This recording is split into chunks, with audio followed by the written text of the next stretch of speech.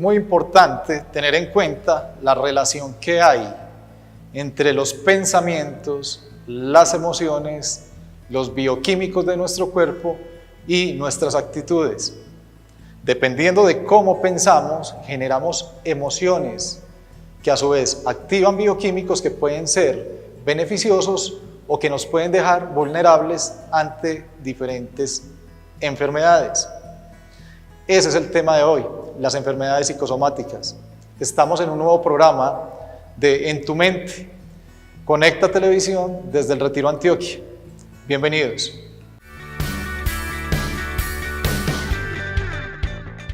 El concepto psicosomático tiene la siguiente raíz. Psico significa mente, somático, soma significa cuerpo, lo cual quiere decir que nuestra mente tiene un efecto sobre nuestro cuerpo. Desde las neurociencias se deduce que el 85% de las enfermedades son de carácter psicosomático, o sea, tienen un origen en nuestra mente y se somatizan en nuestro cuerpo. El 85% de las enfermedades son de carácter infeccioso, un virus que entró a nuestro organismo y que se reproduce dentro de él. Dentro de este cuadro vamos a encontrar la relación de nuestra mente-cuerpo. Cuando una persona genera un pensamiento de autoapreciación de ser un fracasado, genera emociones de tristeza y de depresión, lo cual conlleva a que la persona se comporte con apatía, indiferencia, sin entusiasmo, con pesimismo, desesperación y se aísle.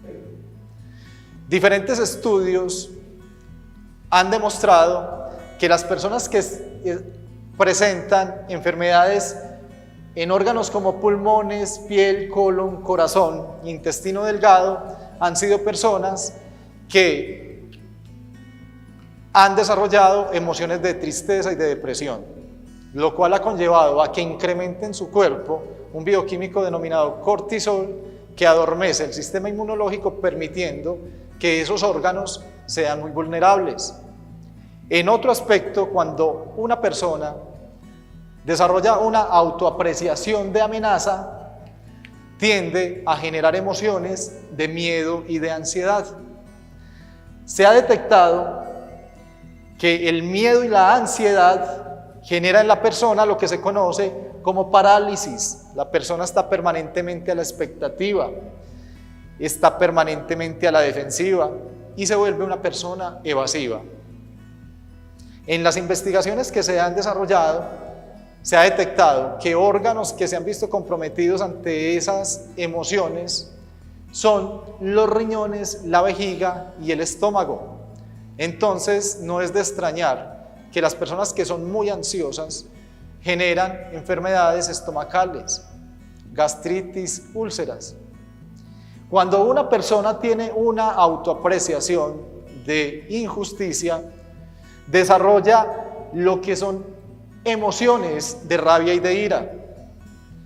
Cuando una persona permanentemente está con ese tipo de emociones, empieza a actuar con resentimiento, irritabilidad, es defensivo y puede tornarse en una persona agresiva. Se ha detectado que esas emociones impactan directamente en el hígado. Por eso no es extraño escuchar cuando una persona dice: fulano de tal me cae al hígado, porque tiene toda la razón. Se incrementan ciertos bioquímicos que nos hacen vulnerables en ciertos otros bioquímicos, permitiendo que órganos del cuerpo sean afectados. Nos han enseñado que hay enfermedades que son de carácter hereditario y realmente lo que heredamos es la manera de cómo desarrollar esas enfermedades. ¿Partiendo de qué? Del pensamiento. Entonces, dependiendo de cómo estoy pensando, esos pensamientos hacen que genere dentro de mí, basado en las emociones que genero, bioquímicos que pueden poner vulnerables diferentes órganos de mi cuerpo, impactando directamente en la calidad de mi vida. El origen de Estos temas psicosomáticos se conocen como anclajes. ¿Qué son anclajes? Son neuroasociaciones que hacemos entre un estado interno intenso y un estímulo externo. Entonces, quiere decir esto, que dependiendo de lo que yo he idealizado de la vida, del entorno, así es como voy a pensar frente a las diferentes situaciones que me toca afrontar con el entorno. Y dependiendo de cómo reacciono yo, eso va a conllevar a que se genere dentro de mí bioquímicos, emociones, y que actúe de una manera que puede ser reactiva o tranquila. Esto tiene orígenes en los estudios de condicionamientos de Iván Pavlov.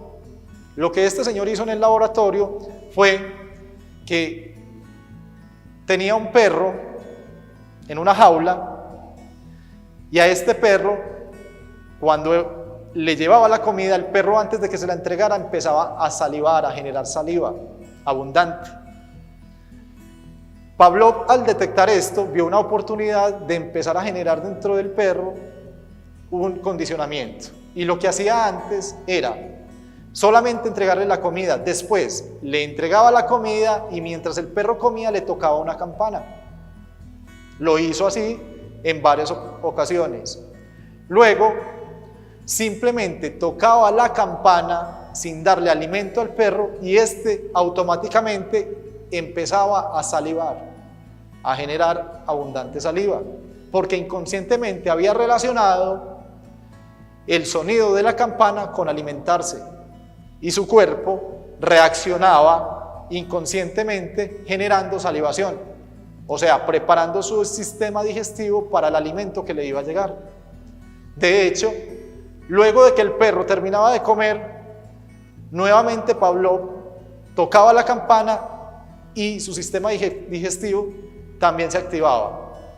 Basados entonces en esos condicionamientos se han desarrollado múltiples aspectos que han sido tomados, por ejemplo, en el neuromarketing, para empezar a activar en nosotros una gran cantidad de anclajes, de estímulos. Un ejemplo es cuando un niño está aprendiéndose una poesía para ir a decirla frente a todo el grupo. El niño va y aprende por repetición. Esto empieza a generar en él, si ese proceso educativo no es agradable para él, empieza a generar en él ansias. Y el niño está muy ansioso por querer ir a transmitir esa información ante todos sus compañeros. Pero entonces imaginémonos que el niño va a decir la poesía en un auditorio. Imaginémonos que el niño sube al escenario, toma el micrófono y resulta que de pronto el micrófono se le cayó, o resulta que de pronto el micrófono presentó un cortocircuito y al niño lo encalambró. Eso genera en él un impacto emocional que puede conllevar en un alto porcentaje a que el niño de pronto olvide el mensaje que iba a transmitir o lo diga de una manera más prevenida, y puede generar en ese niño también un concepto o un programa limitante que a medida cuando él vaya creciendo y convirtiéndose en hombre le impide hablar en público. Y encontramos personas adultas que permanentemente dicen lo mismo: yo no soy capaz de hablar en público porque me bloqueo. Posiblemente fue que esa persona en su niñez vivió una experiencia que lo marcó, le generó un anclaje y a su vez se desarrolló un programa limitante para poderse expresar ante un grupo de personas. Hay personas que, por ejemplo, van conduciendo y lastimosamente un perro salió, no dio la oportunidad de que la persona frenara y atropelló el perro. Ese es un evento que también puede generar un anclaje limitante para esa persona, porque de ahí en adelante, partiendo de esa emoción que generó, cuando vea a un perro y esté conduciendo, va a generar una tensión y va a generar emociones reactivas que no van a permitir que la persona esté tranquila en el momento de la conducción. Esto nos ha sucedido en diferentes aspectos de la vida a cada uno de nosotros y conlleva a que reaccionemos de maneras quizás inadecuadas en ciertos momentos. Cuando nosotros podemos identificar esos eventos por medio de terapia, podemos encontrar el evento que está almacenado en nuestra mente inconsciente, pasarlo a la mente consciente y desde ahí transformarlo para una experiencia empoderadora. Existen entonces 3 tipos de anclajes. Anclajes auditivos, que pueden ser, por ejemplo, canciones que nos pueden llevar a generar emociones de alegría, de tristeza, de añoranza. Tenemos otro tipo que son sensoriales. Los aromas, por ejemplo, los perfumes nos pueden devolver a situaciones y eventos agradables o no. Y tenemos el otro que son visuales. Dependiendo de lo que tenemos en nuestro entorno, eso también va impactando en la toma de decisiones que nosotros debemos ejecutar diariamente. Es un tema muy interesante. Los invito entonces a una pausa comercial. Estamos presentando En tu mente. Conecta 30 años.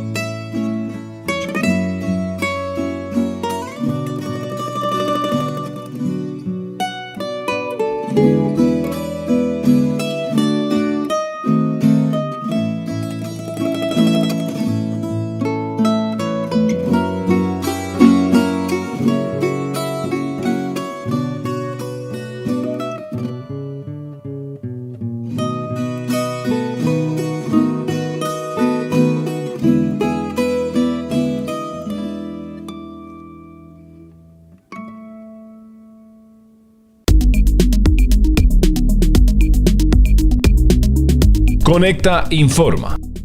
Se están realizando cortes en los servicios a los usuarios con 2 o más facturas vencidas. Realiza tus pagos oportunamente en la oficina de Conecta y evita sobrecostos de reconexión.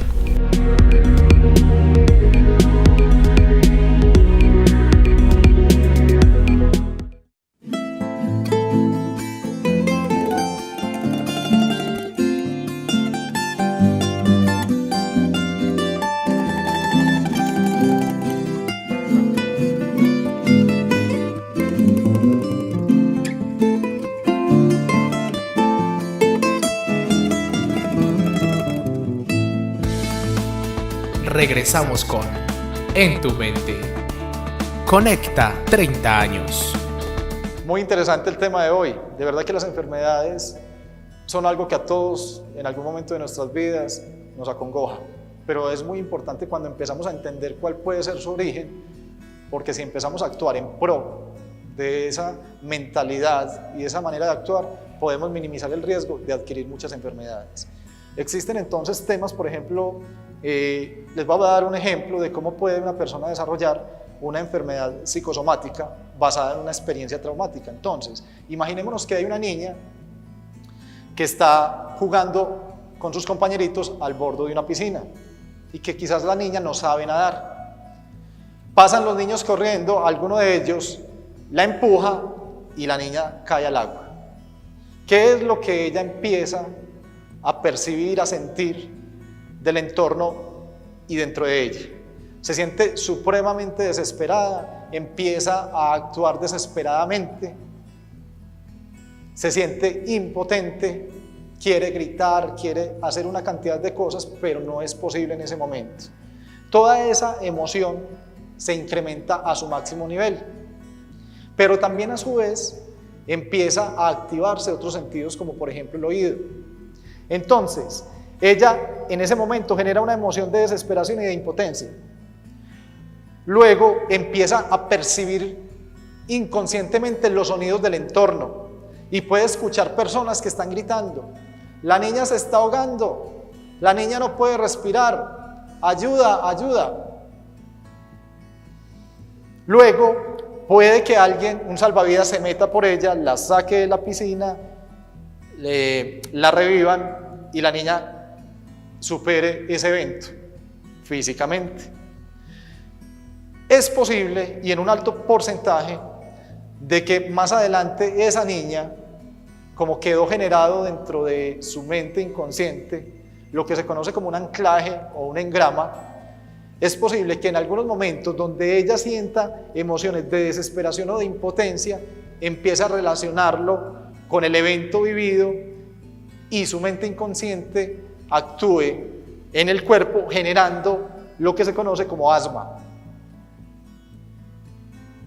Ella piensa que el origen del asma es físico, pero realmente puede tener un origen basado en una experiencia negativa. Y se suele presentar en un alto porcentaje. Por eso es que cuando estamos en una terapia, la persona, si llega a ese momento en que se originó, puede superar un tema asmático. Los invito entonces para que veamos un video muy interesante en cuanto a la relación de la mente y la somatización.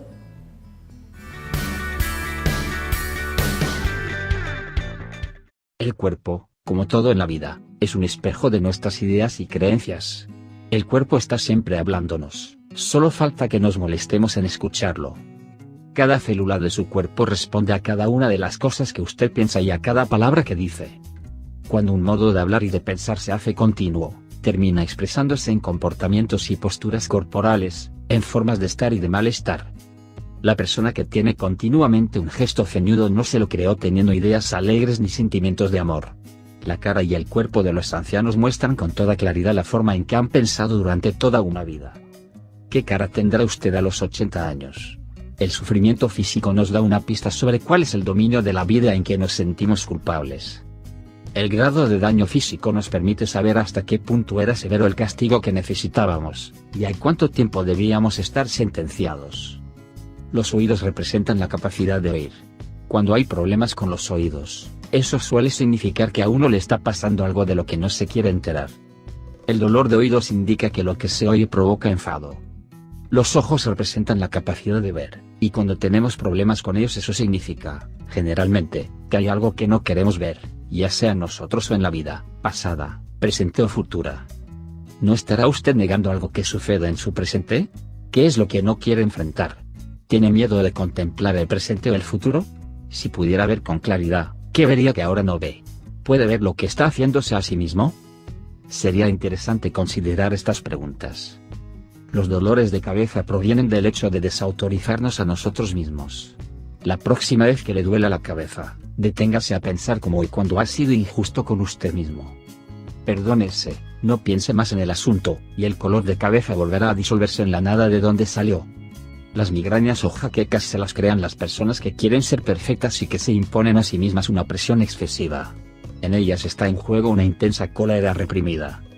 Es interesante señalar que casi siempre una migraña se puede aliviar masturbándose, si uno lo hace tan pronto como el dolor se inicia. La descarga sexual disuelve la tensión y, por lo tanto, el dolor. Tal vez a usted no le apetezca masturbarse en ese momento, pero vale la pena probarlo. No se pierde nada. El cuello y la garganta son fascinantes porque es mucho lo que pasa en esa zona. El cuello representa la capacidad de ser flexibles en nuestra manera de pensar, de ver los diversos aspectos de una cuestión y de aceptar que otras personas tengan puntos de vista diferentes. Cuando hay problemas con el cuello, generalmente significan que nos hemos atrincherado en nuestro concepto de una situación. La garganta representa nuestra capacidad de defendernos verbalmente, de pedir lo que queremos, de decir yo soy, etc. Cuando tenemos problemas con ella, eso significa generalmente que no nos sentimos con derecho a hacer esas cosas. Nos sentimos inadecuados para hacernos valer.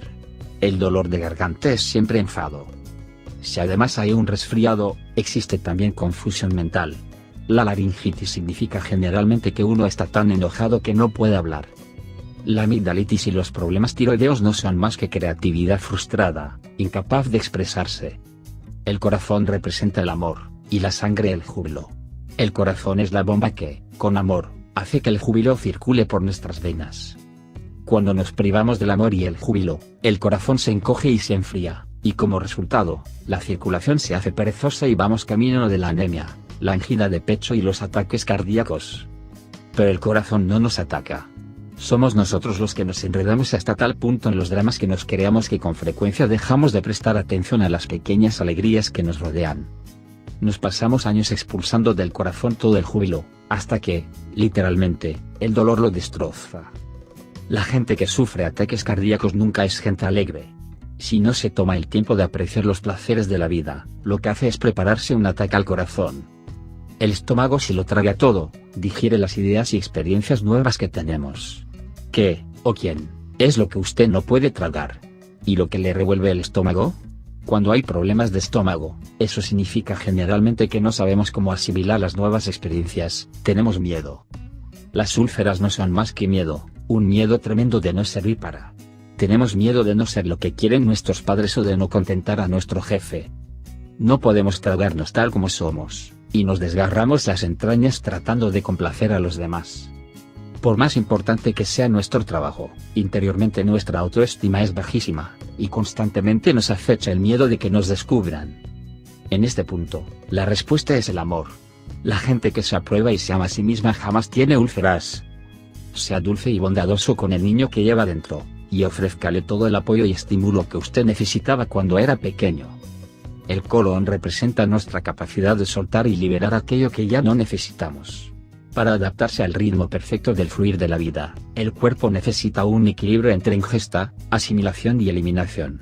Y lo único que bloquea la eliminación de lo viejo son nuestros miedos. Aunque las personas estreñidas no sean realmente mezquinas, generalmente no confían en que siempre vaya a haber lo suficiente.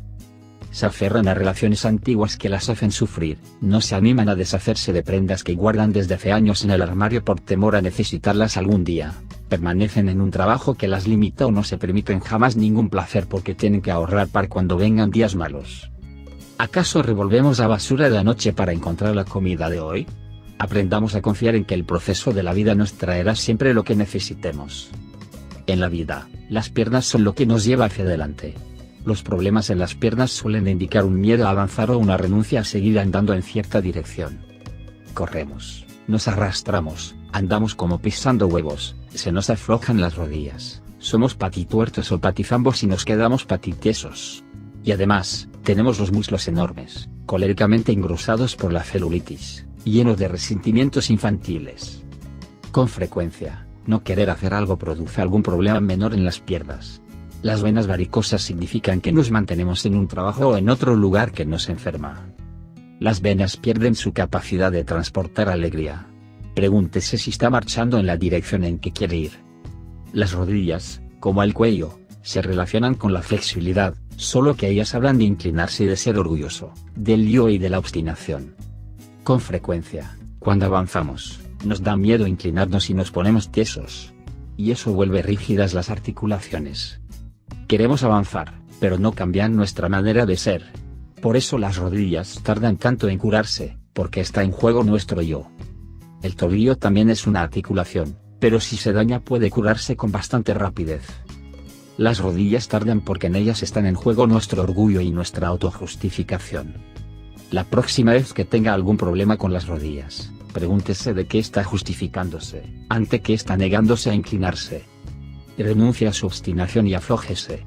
La vida es fluencia y movimiento, y para estar cómodos debemos ser flexibles y fluir con ella. Un sauce se dobla y se mece y ondula con el viento, y está siempre lleno de gracia y en armonía con la vida. Los accidentes son expresiones de cólera, que indican una acumulación de frustraciones en alguien que no se siente libre para expresarse o para hacerse valer. Indican también rebelión contra la autoridad.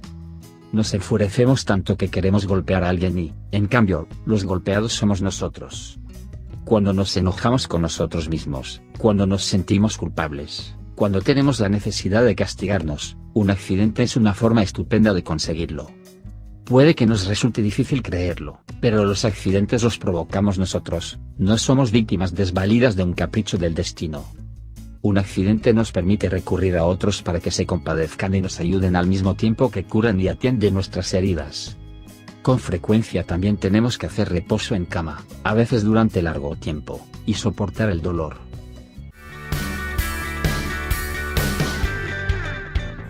Un video muy interesante. De verdad que cuando nosotros podemos empezar a controlar esa parte mental y lo podemos ir complementando, por ejemplo, con el tema de una respiración adecuada, con actividad física, con el estarnos estableciendo permanentemente metas y objetivos a corto, mediano y largo plazo, podemos generar un impacto muy grande en nuestras vidas. Cuando nosotros impactamos positivamente en nuestras vidas, nos convertimos también en un pilar fundamental de bienestar para las personas que nos rodean. Y vamos generando un ambiente saludable, un ambiente no tóxico. Nos convertimos en personas que aportamos en la vida de los demás. Y a su vez nos vamos empoderando y enriqueciendo cada vez más nosotros en el tema de la calidad de nuestra vida. Hoy tuvimos un tema muy interesante. Les agradezco que me hayan acompañado. Recuerden, mi nombre es Nelson Naranjo, en tu mente, por Conecta Televisión desde el Retiro, Antioquia. Muchísimas gracias.